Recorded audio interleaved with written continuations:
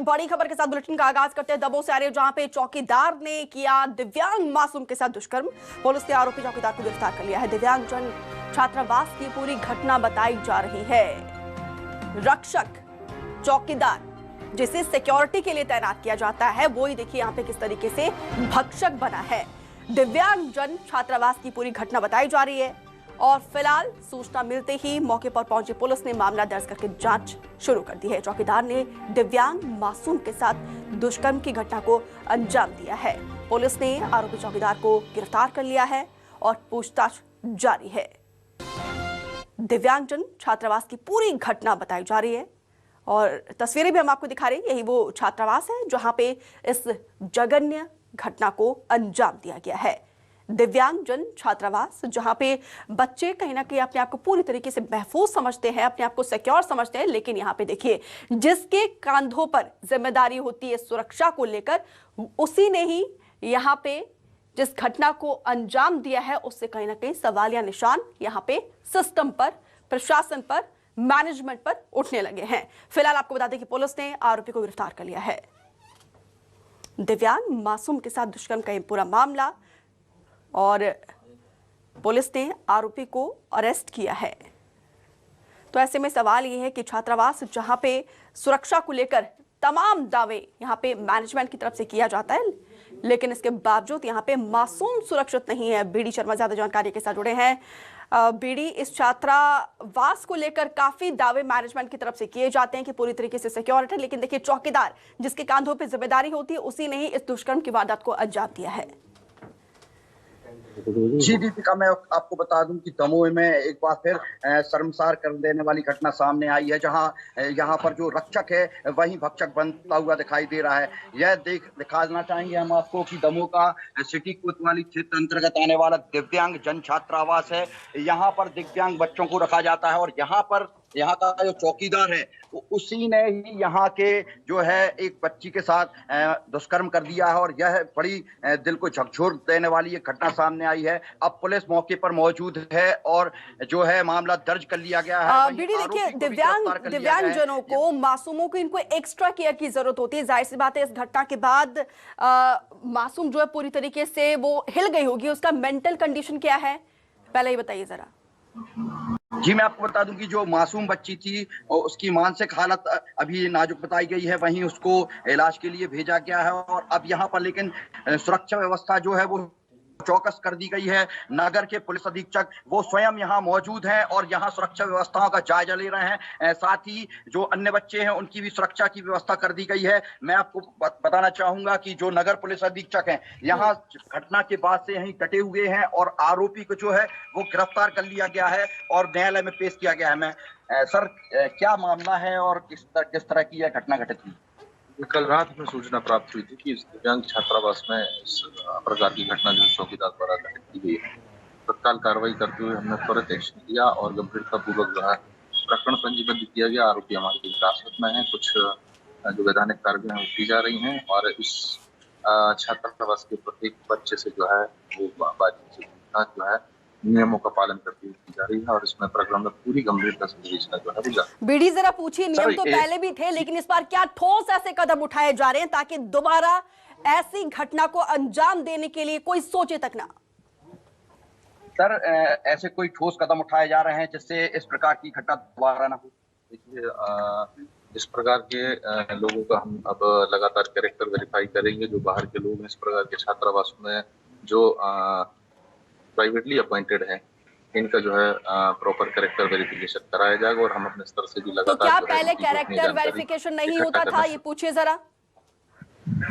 जी sir, क्या जो पहले इनको रखा जाता है इनका कैरेक्टर वेरिफिकेशन नहीं किया जाता या इनकी जो अन्य व्यवस्था वो है जो की स्वच्छता है, सूचना से जांच नहीं की जाती? ठीक है बीडी, आप बने रहिए हमारे साथ। और इसी बीच हमारे साथ नेहा भग्गा बीजेपी की प्रवक्ता हैं और कांग्रेस की प्रवक्ता अपराजिता भी हमारे साथ जुड़ चुकी हैं। और क्योंकि नेहा जी, पहला सवाल मैं आप ही से करूंगी, क्योंकि लाडलियों की सुरक्षा का, उनको सुरक्षा मुहैया करवाने का आप लोग दम भरते हैं, लाडलियों को पूछते हैं आपकी सरकार, लेकिन यहाँ पर देखिए दिव्यांग जन छात्रावास में किस तरीके से दुष्कर्म की वारदात को अंजाम दिया जाता है। किसका फेलियर आप मानते हैं? कोशिश तो सरकार की तरफ से पूरी की जाती है, लेकिन जब ऐसी तस्वीरें आती है ना, पूरा सिस्टम हिल जाता है।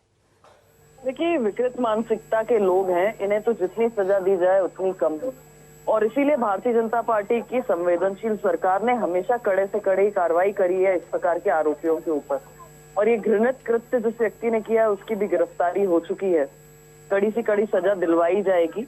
निश्चित तौर पर आज भी समाज में इस प्रकार के लोग हैं और इसको नकारा नहीं जा सकता, इसीलिए सरकार लगातार कार्रवाई करती है, नए नए प्रकार से प्रिकॉशंस, क्योंकि हमेशा कहा जाता है कि पहले ही अगर सारी चीजें हो जाएं तो बाद में इन सब चीजों का सामना करने की आवश्यकता नहीं पड़ती है। तो इस व्यक्ति को जितनी कड़ी सजा हो सकती है उतनी कड़ी सजा दिलाने के लिए सरकार पूरा प्रयास कर रही है।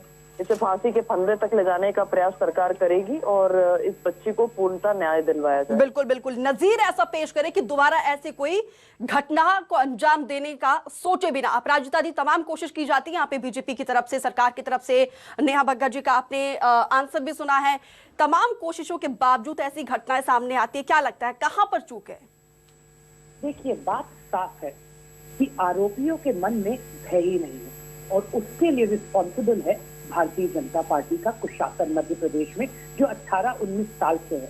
जब कोई वारदात होती है, घटना होती है, कितनी शर्मनाक, कितनी दुखद घटना थी उज्जैन में, बट क्या कहा प्रशासन और पुलिस ने? अपने आप को कवर अप करने के लिए कह दिया कि ये लड़की मध्य प्रदेश की है ही नहीं, ये लड़की भिखारी है।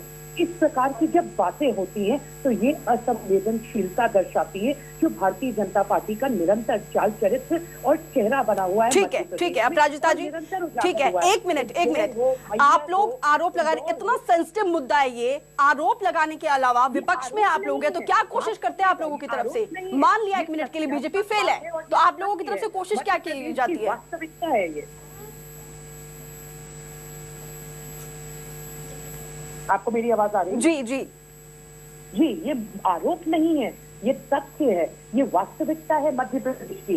बार बार हम बातें करते हैं कि आरोपियों को सख्त से सख्त सजा देंगे, तो अगर सजा देंगे, सजा मिल रही है, तो ऐसा क्यों है कि मध्य प्रदेश में ये घटनाएं बढ़ती चली जा रही हैं और आरोपियों के मन में भय ही नहीं है? क्योंकि ये निकम्मा कुशासन भारतीय जनता पार्टी का है जो आरोपियों का संरक्षण करता है। नेहा जी, हमने देखा है कि किस तरीके से अपराधियों के ऊपर मामा का बुलडोजर भी गरजा है, सख्त कहा भी जाता है, दो टूक हालांकि सीएम कहते हैं, लेकिन इसके बावजूद वाकई में कहीं ना कहीं बदमाश बेखौफ है। बुलडोजर की कार्रवाई मुझे लगता है कि महिला अपराध का जब विषय आता है तो इस प्रकार की घृणित राजनीति नहीं करनी चाहिए जो कांग्रेस करती है। ये गिद्ध राजनीति है।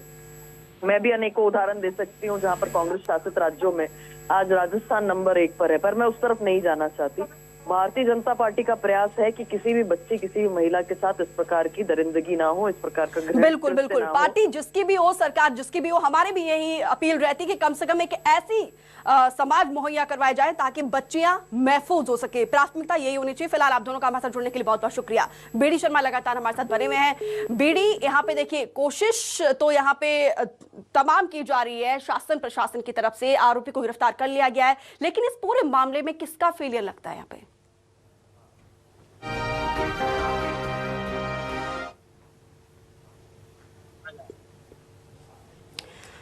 बीडी शर्मा, क्या आप तक आवाज पहुंच पा रही है? जी, क्योंकि अभी हमारे साथ बीजेपी और कांग्रेस के प्रवक्ता भी जुड़े हुए थे, उनको भी हमने सुना है, पुलिस भी कार्रवाई कर रही है, तो दावे सभी करते हैं, लेकिन यहाँ पे इस घटना को अंजाम देने के लिए, इस दुष्कर्म को अंजाम देने के लिए इतनी हिमाकत आती कहां से? वो भी एक चौकीदार को। किसका फेलियर लग रहा है?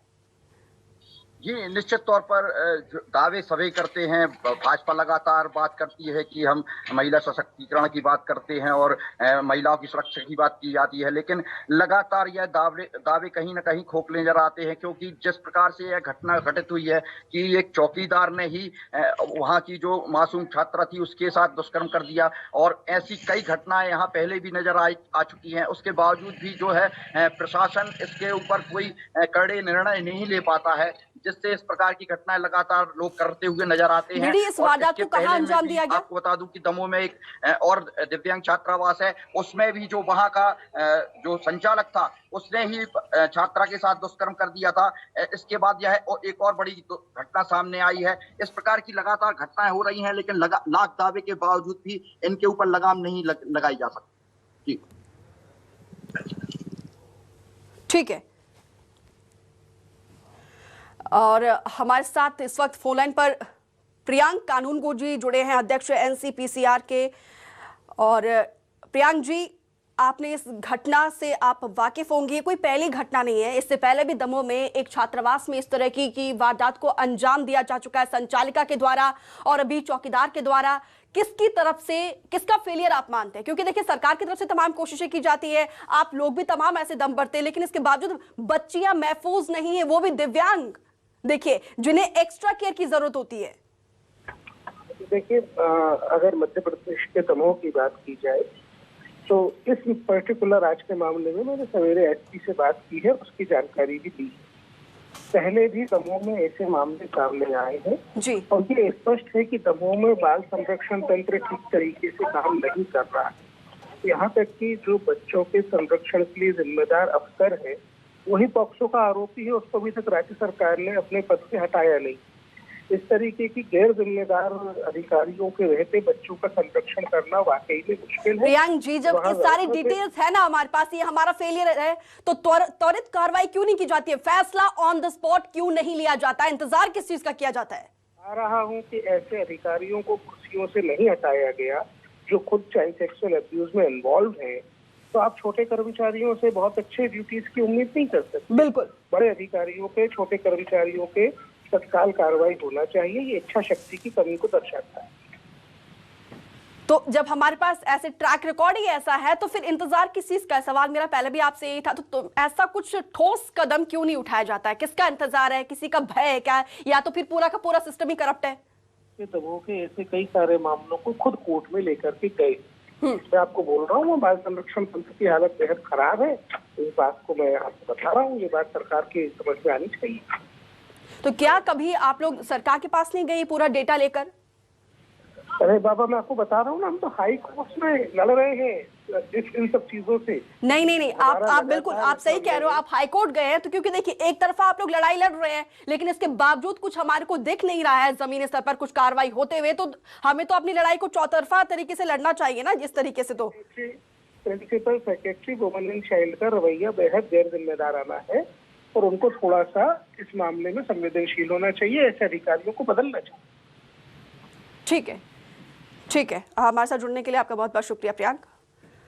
तो देखिए, यहाँ पे तमाम मामले ऐसे हाईकोर्ट में भी हैं और लंबित हैं, इसके बावजूद ऐसे घटनाएं लगातार एक के बाद एक दमोह से निकलकर सामने आ रही हैं।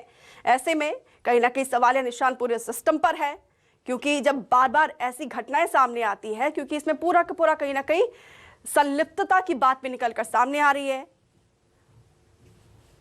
फिलहाल आप सभी का, वीडी शर्मा, आपका भी डिटेल्स जानकारी साझा करने के लिए, बातचीत के लिए बहुत बहुत शुक्रिया। और आप